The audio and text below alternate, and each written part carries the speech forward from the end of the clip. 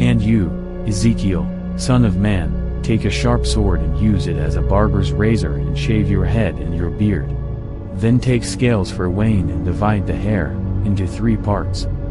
You shall burn 1/3 with fire in the center of the city, when the days of the siege are completed. Then you shall take 1/3 and strike it with the sword all around the city, and 1/3 you shall scatter to the wind, and I will unsheathe the sword behind them. Also take some of them and bind them in the edges of your robes. Again take some hair and throw them into the fire and burn them in the fire, from it a fire will spread to all the house of Israel. Thus says the Lord God, this is Jerusalem, I have set her in the center of the nations, and countries are around her. And she has rebelled against my ordinances more wickedly than the pagan nations and against my statutes more than the countries that are around her, for Israel has rejected my ordinances and has not walked in my statutes. Therefore, thus says the Lord God, because you have more turmoil than the nations which surround you and have not walked in my statutes, nor kept my ordinances, nor observed the ordinances of the nations which surround you. Therefore, thus says the Lord God, behold, I myself, am against you, and I will execute judgments among you in the sight of the nations. And because of all your abominations, I will do among you that which I have not done, and the like of which I will not do again.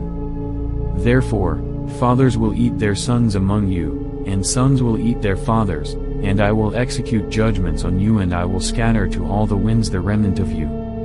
So, as I live, says the Lord God, surely, because you have defiled my sanctuary with all your detestable idols and with all your abominations, therefore I will also diminish you and withdraw, and my eye will have no pity and I will not spare you. 1/3 of you will die of virulent disease or be consumed by famine among you, 1/3 will fall by the sword around you, and 1/3 I will scatter to all the winds, and I will unsheathe a sword behind them. Thus my anger will come to an end and I will satisfy my wrath on them, and I will be appeased. Then they will know, without any doubt, that I the Lord have spoken in my zeal when I have spent my wrath on them. Moreover, I will make you a desolation and a disgrace among the nations which surround you and in the sight of all who pass by.